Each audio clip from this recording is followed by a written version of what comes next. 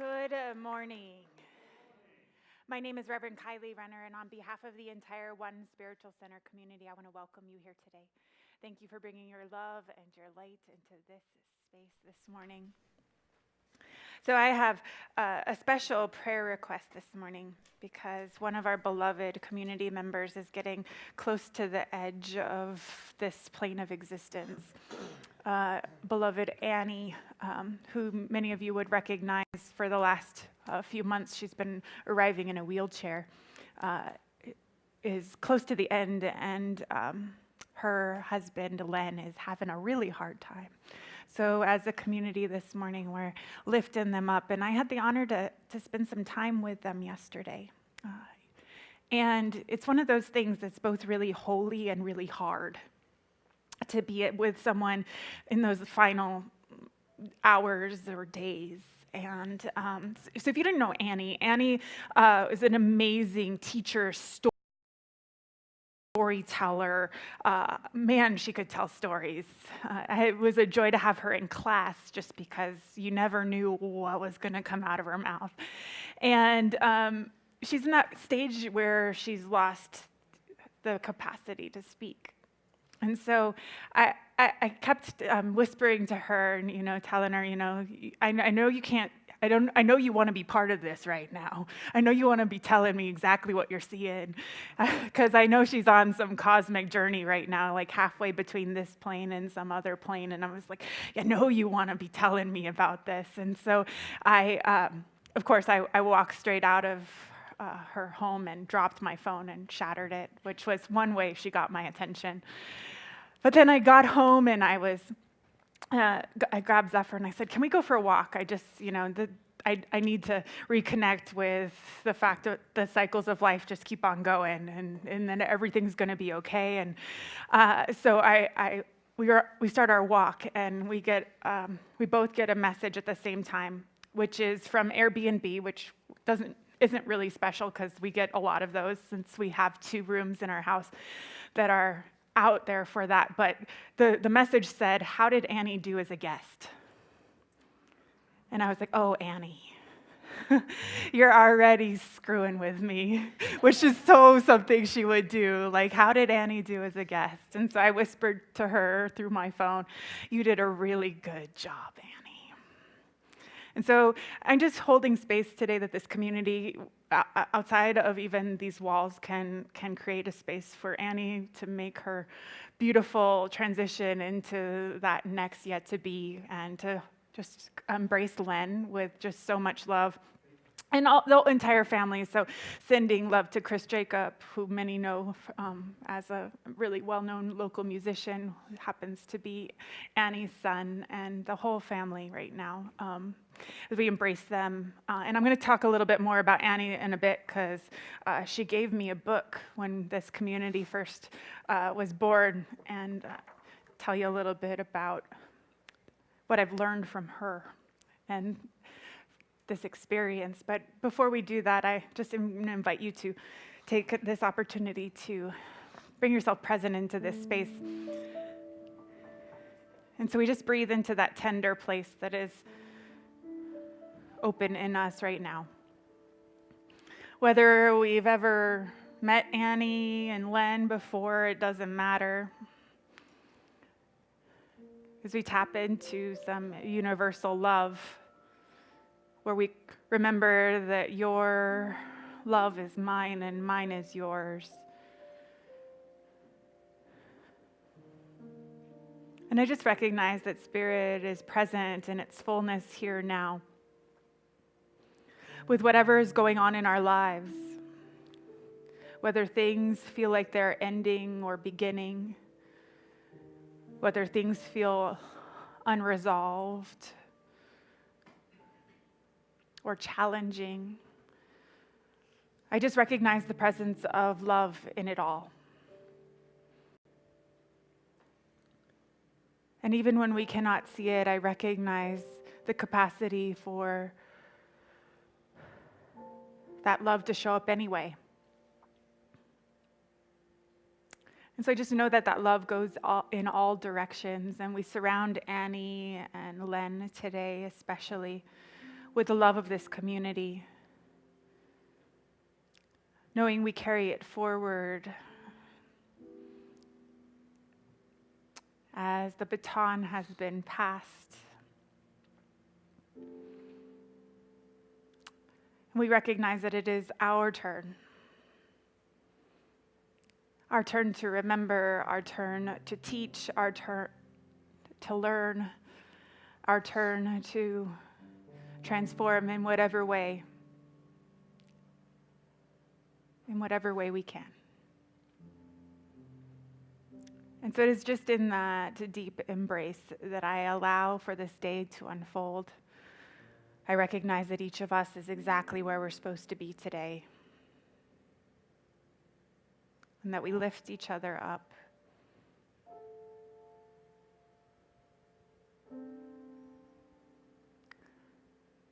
We carry each other, and we let it be. Spiral down a militaristic stairway into the hell of nuclear annihilation. I believe that unarmed truth and unconditional love will have the final word in reality. This is why right, temporarily defeated, is stronger than evil triumphant. I believe that even amidst today's mortar bursts and whining bullets, there is still hope for a brighter tomorrow. I believe that wounded justice lying prostrate on the blood-flowing streets of our nation can be lifted from this dust of shame to reign supreme among the children of men. I have the audacity to believe that peoples everywhere can have 3 meals a day for their bodies, education and culture for their minds, and dignity, equality, and freedom for their spirits. I believe that what self-centered men have torn down, men other-centered can build up. I still believe that one day mankind will bow before the altars of God and be crowned triumphant over war and bloodshed, and non-violent, redemptive goodwill proclaimed the rule of the land.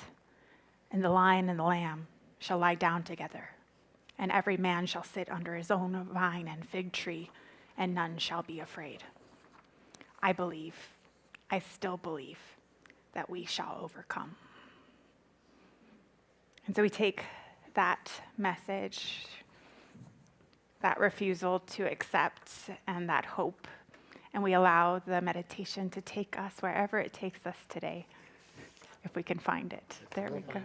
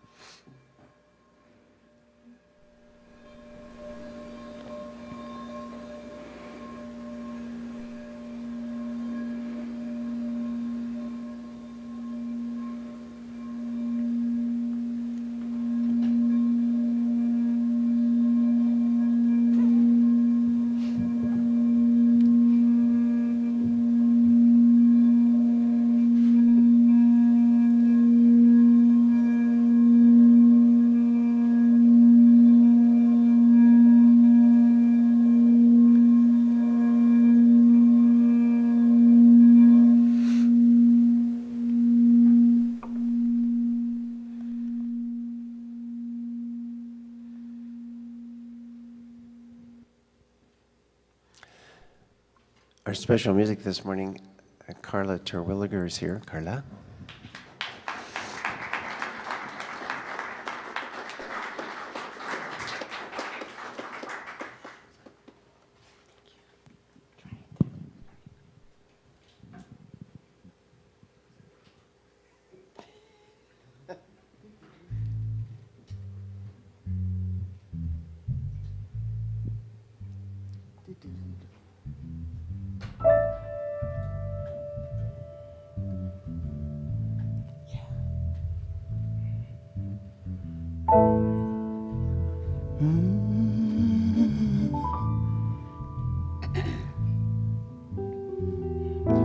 Trying times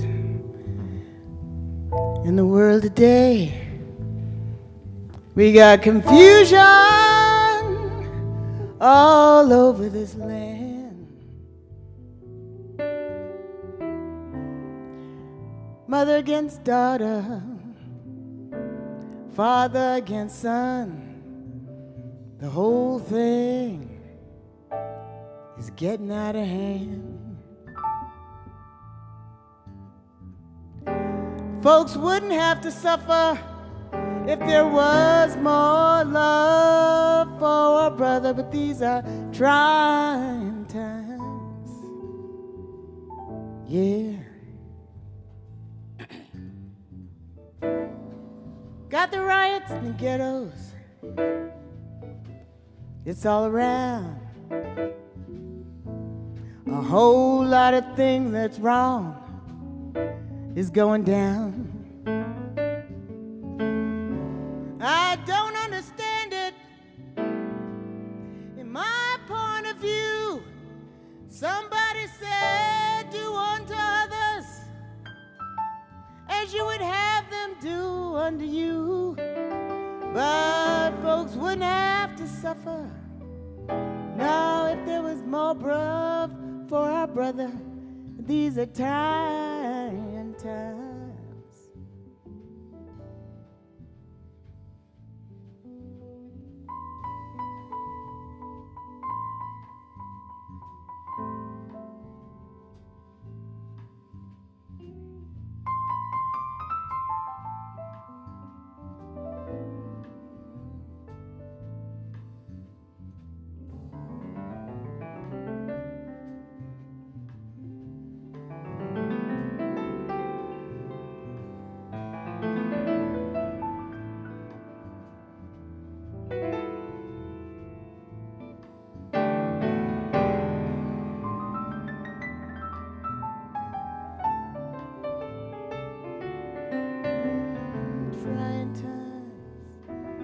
Trying times.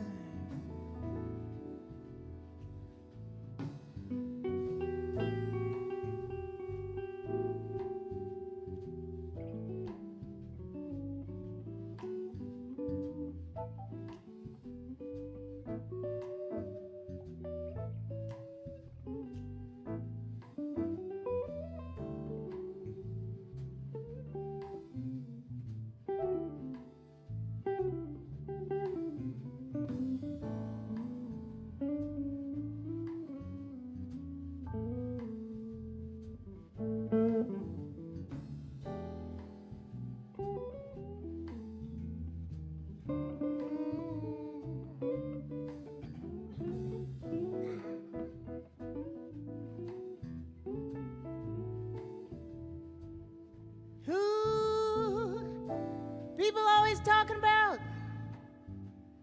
man's inhumanity to man. But what we trying to do to make this a better land? Just pick up your paper, turn on your TV, you see a lot of problems around equality. Well, folks wouldn't have to suffer if there was more love for your brother, but these are trying times. Yeah, trying times. Got confusion all over the land. Trying time. Mm-hmm.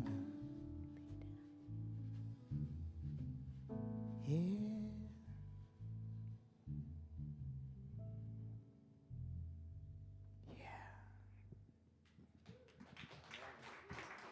That's Carla Terwilliger.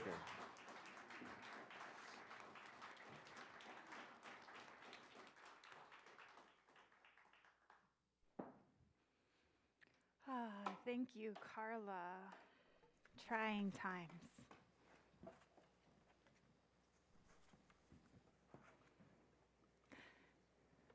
Oh, I'm going to trip on this.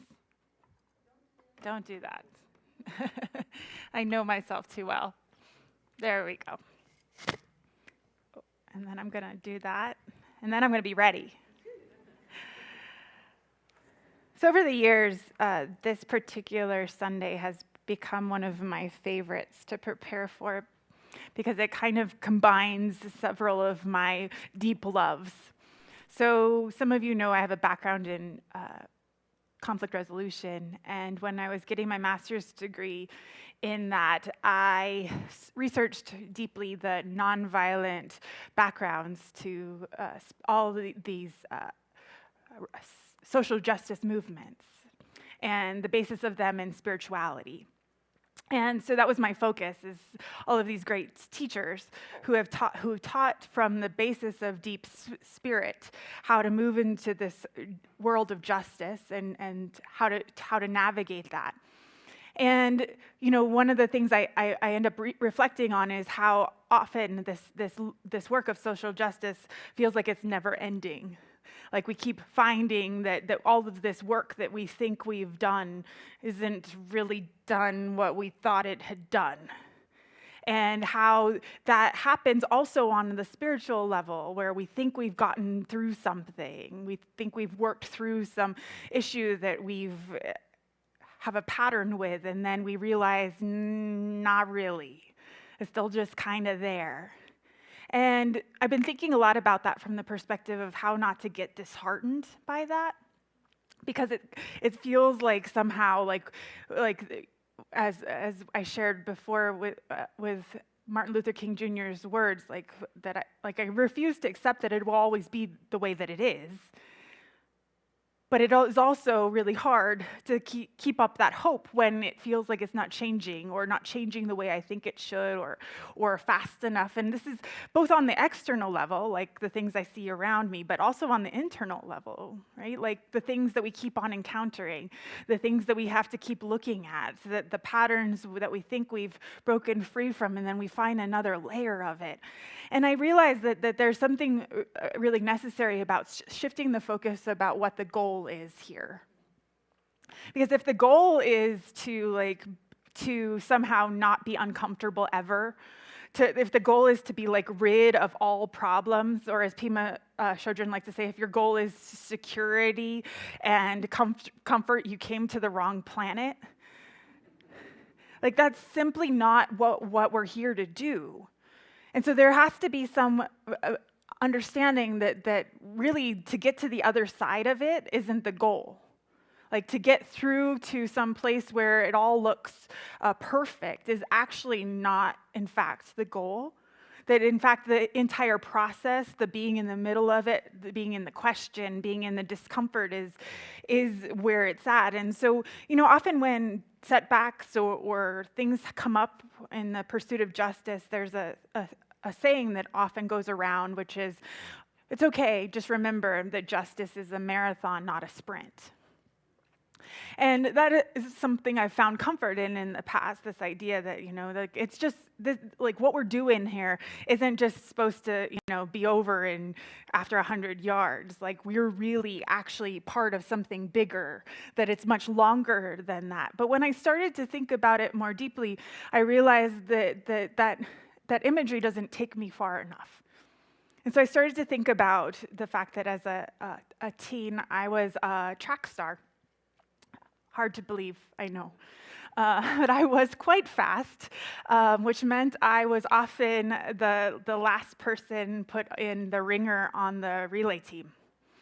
And that imagery of what it meant to be in a relay, where we were passing the baton, where when we got tired, there was an opportunity to let someone else take over and that they would be fresh, really started to resonate with me. And so I came back across to someone saying that in fact, no, this work of justice, this work of transformation on any level, whether it's external or internal, isn't a marathon, but it's a relay. And I really love that imagery for a lot of different reasons, because there's a lot to learn from that process of being part of a relay team. So if you've never done this, it's actually really interesting to have that, to learn how to pass the baton. It seems like it would be really easy, but at the same time, you have to start going before the other person gets there, and that person is probably tired. That person is probably given everything they have, and so you have to figure out how to not use your fresh start to run away from them. You have to somehow find that right balance of meeting together. But what's really funny is, if you didn't know what was going on, it would look like the person who is going to get the baton is running away from the person, right? Like, just take it off. Like, I don't want anything to do with this. Which often happens, in the sense of transformation. Like when there's something coming up, we often have that moment where it's like, well, if I took off running really fast right now, maybe it wouldn't catch up, right? Like where there's like, can I get away from this? And there's also this sense of like, how do I find that right or that right momentum that says I'm going to honor what came before, right? Like what I know, what I've learned, where I'm at. But I also have this fresh inspiration that is going to take me forward. And how do I find that balance where I can move between those worlds? And that's sometimes really tricky, and it requires a lot of trust. So the other thing that's interesting about getting a baton is that you put your hand behind you. And you can't. If you turn around to try and make sure you're going to get it, that doesn't work. Like, you're going to drop it, you're going to fall over if you're me. I've done it. Don't do that. You have to be willing to trust that if you put your hand back there, the other person, spirit, whatever's happening, knows exactly how to get that baton into your hand. You have to trust that moment. So there's a lot of faith involved in being willing to participate in this work as a relay, not just as I'm going at it alone and I'm just going to work as hard as I can and go as far as I can and just take it. Like the work that we're doing, I don't believe is that. And that's why this whole community is named One, right? Like, because we're part of that one movement and we are doing this together. And so the imagery of relay is also really powerful for me because it emphasizes the fact that we're not doing it alone. So I was trying to think about this from the perspective of just what I'm experiencing right now with someone who's beloved to me being on the verge of passing. And, one of the things I learned from Annie was this sense of like, how do you show up in your authentic self and just completely support, be of complete support without any agenda? And she just exemplified that so powerfully for me over the last few years. And she was such a great teacher of mine. Just she would write me these great notes and stick them in the baskets as they come by, and they were always love notes. So in the past, in other places, I've gotten not so nice things in baskets, but this was always just, some spiritual message that she caught, some wisdom she knew that related, something that was lighting her on fire, and I would get home and see it, and I would often, add it to my collection for that week in my prayers of what she was seeing. But one of the things she did for me was when I was going through something really hard, which some of you know about a couple years ago. She gave me this book, and I have to admit that I haven't read the whole thing because it's kind of out there, which she knew, and she's kind of out there. But But what she told me, and I think that this was most important for me at the time, was that what she saw that I was going through was an initiation. That the difficulty that I was experiencing was an initiation, and that everything that came before would be catapulted into something new that was being born. And so she wrote me this note, and so the book's called Initiation, and she told me, if you get bogged down, here's where to start, because I tell you, this book. But this is what she said, besides the fact that this book is a hippie favorite. She said, as you knew, I knew as soon as I heard the news of what was happening that something better than this was waiting to be born. You are the real deal, spiritually speaking, and I back you 100%. I love you. And when you're in the middle of something hard, someone passing you that baton that says, I love you, I believe in you 100%, is such a powerful thing to do. And it's also such a powerful thing to be able to accept. And I realize that that's part of, I believe, what some of what we're being called to do right now is to really be that for each other. Because these are trying times, right? These are hard times to figure out how to navigate, that we need to be that for each other, that kind of unconditional support that says, I believe in you 100%. And there's so many of you in this room who have played that role for me, but for Annie and I, it was kind of this, she's like the troublemaker, trickster teacher.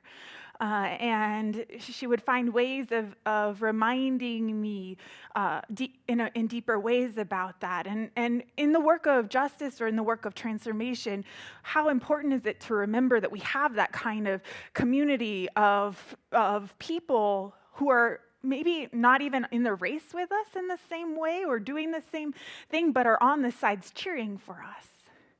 And they're not cheering for us just when we get to the finish line. And that's the cool thing, right? Like it's the cheering squad is there the whole time. Whether it looks bad, whether it looks like we're falling behind, whether it looks like we're gonna win, like that kind of support and that love is there all the time if we let it. And so I'm grateful for Annie for this, and what I got to tell her last night was that she was in her own initiation, and that I was holding space for her. I believed in her 100%. I knew that she was the real deal. I also told her I thought we were going to meet up somewhere at some point, because I don't think we're done learning from each other yet. But how great to be able to remember that we're not running alone. Because one of the things that's powerful about that is when we get the baton passed to us, maybe we're fresher. Maybe we've gotten to take a breather for a minute and catch our breath and stretch our legs and are ready for something else, and we can see clearer and we can move faster, at least at first, till we get to that place where we're ready to pass it off again. And there's so much to learn about the faith that it takes to let that happen, because I believe that something that gets in most of our ways, probably not everyone, but most of us, is the idea that if I don't do it, it won't get done the way it should. Right? So we tend to do things that aren't even ours to do, or don't bring us joy, or aren't really, our part of the race, but we do it even though we're tired, even though we're doing it sloppily, because we just think that if we don't do it, no one else will. And that's just not how God works. That's just not how it works, but we've convinced ourselves that it's true. And so instead of letting Spirit take over, instead of letting God do what it knows how to do, instead of letting our faith take us farther, we keep on trying to control things and keep them the same, or keep them controlled by our idea of them. And we aren't willing to participate in the fact that if we hand it over, if we hand whatever it is over, that there is something else that will take over. And maybe it won't turn out the way we think it should turn out. Maybe it won't take the same amount of time, but something does know what it's doing there if we're willing to participate in it. And so, one of the things I think we have to really remember is that I do not believe that the infinite intelligence of the universe would have shot us all here together as separate emanations if we weren't supposed to figure out how we belong to one another, right? We would all come as one big, huge blob if that wasn't what we were trying to learn here. And so how powerful to remember that we're part of each other's transformation, that we're actually playing a role. Like that I can pass off the baton to you and you can carry that yourself. And then you can pass it back to me later. And then we can just keep on passing this around as we remember that we're part of a transformation that is bigger than any one individual person. And so when I remember this, I can get back to a place of hope about what's happening, because when I get to the place where I'm thinking I'm doing it all alone and it's never ending and nothing's changing, all I feel is exhaustion. Exhaustion, even. Not even exhaustion, it's exhaustion. Sometimes the funniest things. Yeah, I have to tell this because it was really funny. We were having a conversation this week, and Zephyr all of a sudden said, "It's not really relevant." And I was like, what? Elephant and relevant came together, and it was relevant. And I was like, whoa, okay, new word. Exhaustion. So the other thing about running a relay, though, is that we're not always the last leg. We're not always the one that gets to cross the finish line. We're not always the one that gets to see it through all the way to the end. But that does not make our part less valuable. It doesn't make our part less necessary. It doesn't make our part less part of the whole. So here's the deal. Like, we're part of something transforming. Sometimes it doesn't look like it. Sometimes it doesn't feel like it. Sometimes it looks like we're going backwards. But we are part of something bigger transforming.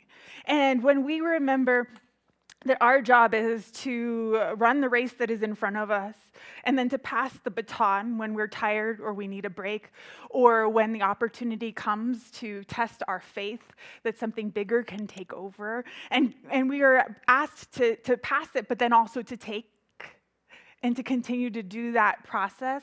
That if we are willing to remember that, I believe that we can find a place where we step out of our own idea of timing and what we think should be happening, and we can actually start to see and to feel the bigger arcs that are coming through things, and we can participate in them in a deeper way.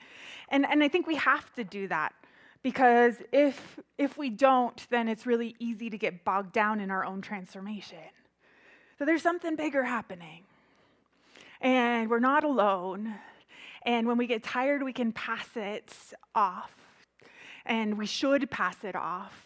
And there's all kinds of things we're carrying that we shouldn't be carrying. And so if we were willing to really take this message, then there's probably a lot of places for us to more deeply remember that also in the midst of that transformation, it's not always going to be understood what is happening. So I over the last few years, I've actually come closer to the teachings of Dr. Martin Luther King Jr., or just his personal story, because I think, in today's society, we like to think of him as some sort of hero that was lauded during his lifetime, and it's actually not true. His entire denomination kicked him out for what he was trying to do. He was excommunicated. And all of these things make us have to remember that even when we're doing great things and we're working on this work and we're passing the relay, it may not make sense to everyone. It may not even make sense to us in the middle of it. But that doesn't mean that we don't do it. It doesn't mean that we don't participate in it. It doesn't mean that we don't fully allow ourselves to run the race that is in front of us. And so I don't know, like I feel like Annie is passing me a baton, and that I might need to be a little bit more out there. She's given me permission to take that on a little bit more, because man, she had some stories, I tell ya.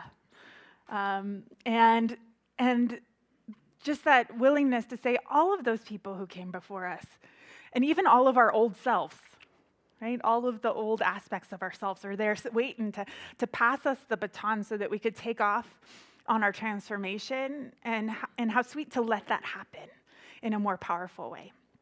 So that's what I'm holding this holiday weekend, is this sense of how do we allow for this work that we're doing to be filled with hope, because we remember that it's a relay and not a sprint and not a marathon, and that we're in it together, and see if that shifts our experience of that. So I'm going to ask the band to come up, because we're going to open to prayer. And as we prepare the way for that, I'm going to invite you to think maybe some area in your life that feels stuck, something that you've gotten discouraged about, something maybe that you're holding on to that's bringing you fear or pain, and see if reframing it as an opportunity to remember that you're in a relay with all of life, that you're supported by Spirit, doesn't just help change how we're holding on to things. And so I invite you to sing with me as we open to our prayer. Our prayer of love lifts us high. It heals us, sustains us, and sets us free. Our prayer of love lifts us high. It heals us, sustains us, and sets us free. Our prayer of love lifts us high. It heals us, sustains us, sets us free. Our prayer of love lifts us high. It heals us, sustains us, and sets us free. So our prayer of love today is a prayer of remembering that we are not alone. It is a prayer of remembering that not everything is ours to carry, and that we may pass the baton to Spirit, to love, to peace, to freedom, whenever we wish, so that we may be clear in a new way, so that we may find a place of remembering our place in the great movement of Spirit. And I just recognize that the transformation that is happening in each of us in its own unique way, and that together there's something so powerful happening that in any given moment we may not be able to even sense that anything is happening, but if we are willing to step back, we can feel and see the love and the support on every level, reminding us to keep going, that there is something big moving, that there is something trying to be born through us, and that we are in the process of being initiated into whatever we're willing to take the journey with. And so we just accept the passing of the baton. We accept the wisdom of all that has come before, freeing us to more deeply participate from this moment forward in whatever we're called to. Knowing that we're loved and supported in it, whether it looks like it's going the way we think it should or not. And I just recognize this love and support expanding in every direction as we remember that we can let go. And we have faith that Spirit knows exactly how to take that next step with us.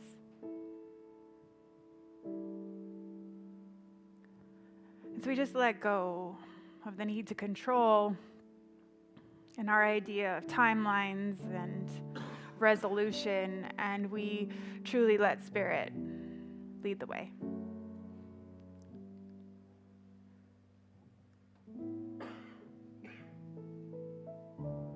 And I let go.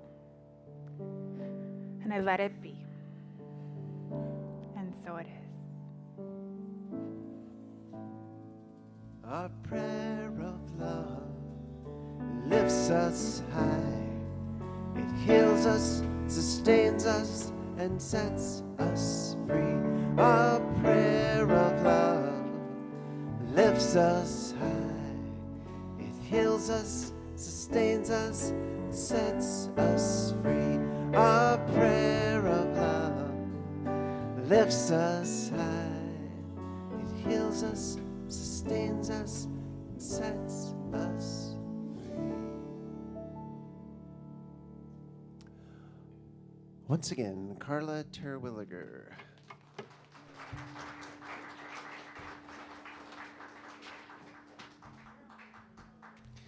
You should imagine an entire horn section for this song. The message in the song is that Spirit will make a way. But it's not going to be what you think.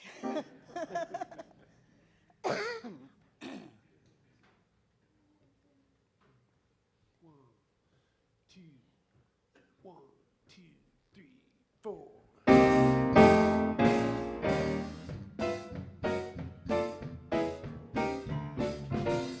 Wanna thank you, yeah. Wanna thank you. Wanna thank you, yeah. Wanna thank you, yeah. Holy sound, holy sound, yeah. Gonna make a way, gonna make a way where there was no way. Holy sound, yeah.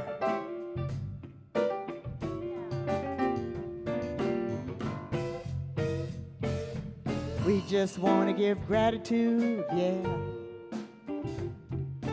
Got plenty of love, want to give to you, yeah. Through good music, we're trying to say that the Spirit's gonna make a way, gonna make a way, gonna make a way.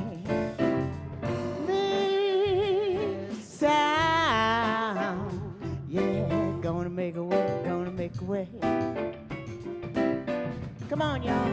Holy sound, yeah. Ow. You can say ow. Open up your heart, let your body find freedom in your stride, love and peace of mind, yeah. One more time and we're gonna say that the good Spirit's gonna make a way, gonna make a way, gonna make a way. Holy sound, yeah. Gonna make a way, gonna make a way where there was no way, yeah. Holy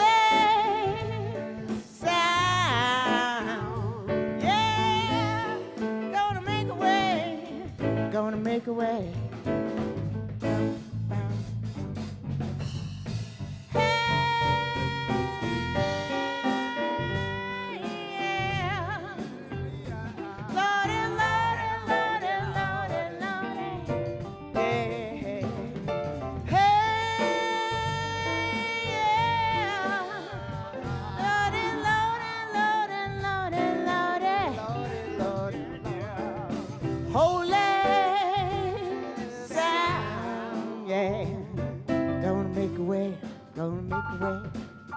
Where there was no way. Holy sound, yeah. Come on. Holy sound. Get it, get it, get it. Gonna make a way. Last night. Holy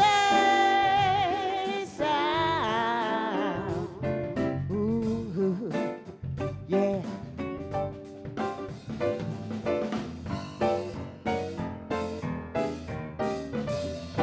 Yeah.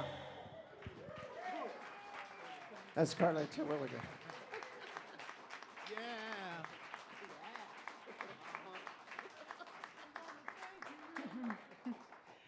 Oh, thank you, Carla. That's perfect. We got the background singers all queued up, so that's awesome. So now's the time where we move into the sharing of our tithes and offerings. So I invite you to take whatever it is you brought to share with this community today and hold it over your heart. And I invite you to give it a silent blessing, whatever that might be for you today. Maybe there's some place in your heart that is ready to pass the baton over to Spirit, to something bigger than you, and let it take over. Maybe there's some way that you've been carrying something that is ready to be released so that you may remember that you are not alone, so that you may remember that it is okay to rest. There's no need to quit. Whatever that is, I just invite you to feel what it feels like to remember that you're a part of a transformation that is bigger than yourself. And that we are in this together, that we are in fact one. And that your transformation is my transformation and mine is yours. And we just keep on getting to carry each other. And it is just in the remembrance of that that I invite you to sing with me as our ushers come through the aisles.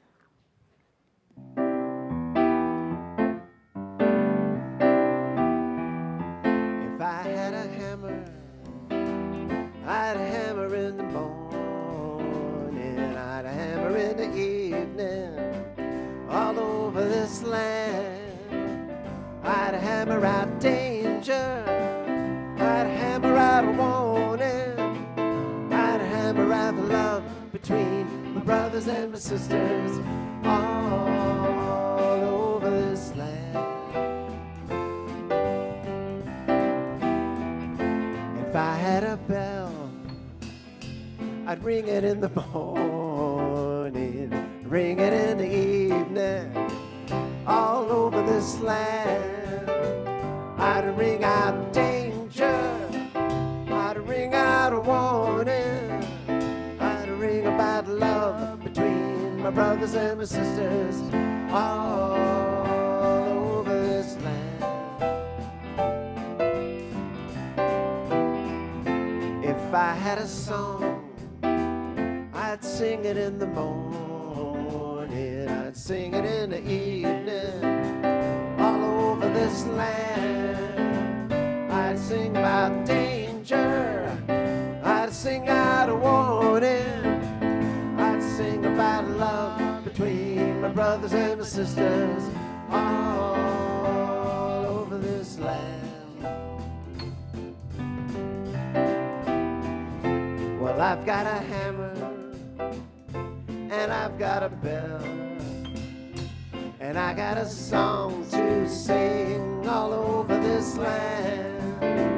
It's a hammer of justice, it's the bell of freedom, it's a song about between my brothers and my sisters all over this land. It's a song about love between my brothers and my sisters all over this land.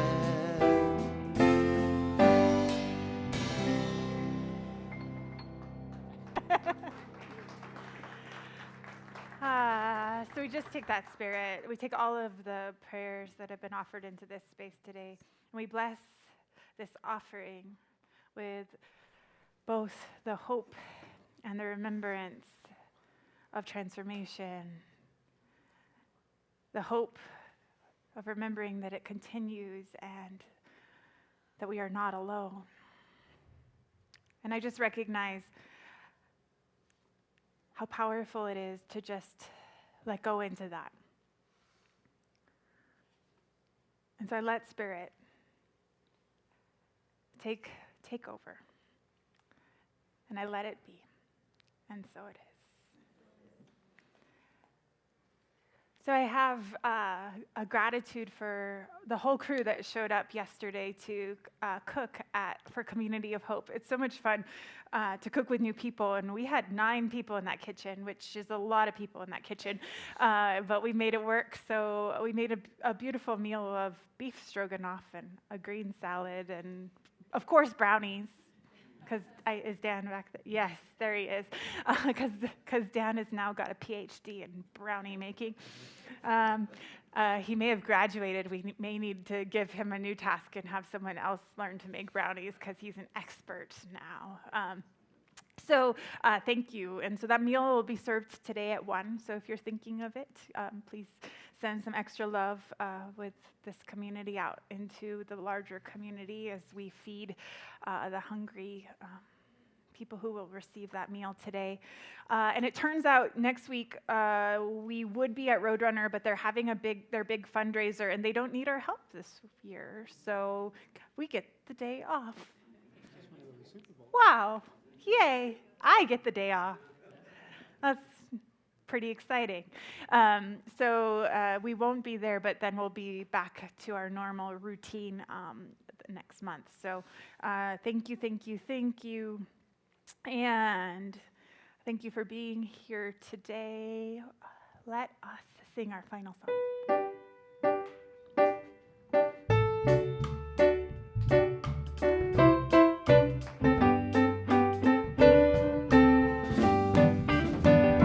One love, one heart. Let's get together and feel alright. One love, one heart.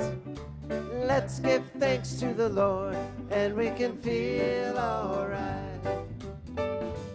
People get ready, there's a train a-coming.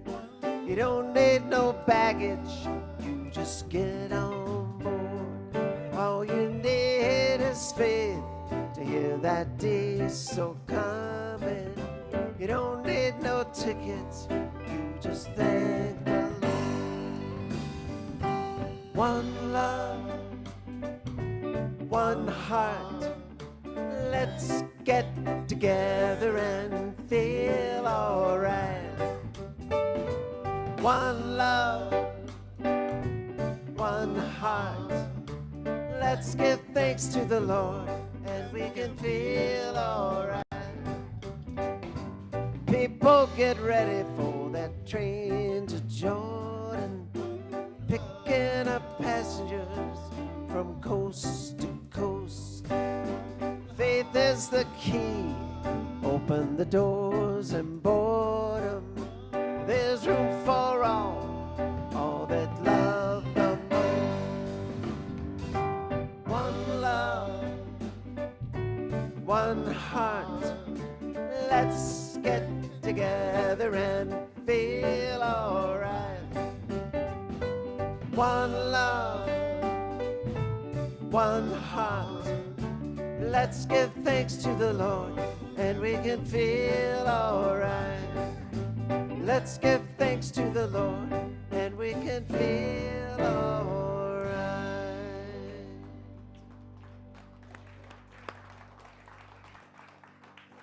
have one last blessing to sing to one another, and today we send this blessing especially to Annie and Len.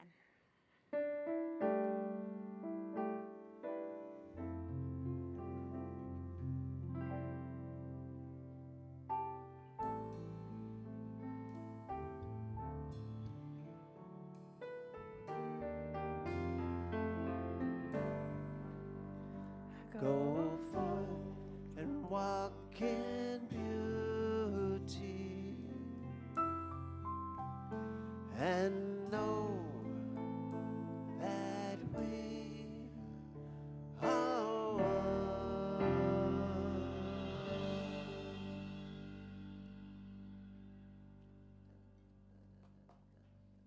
1, 2, 1, 2, 4.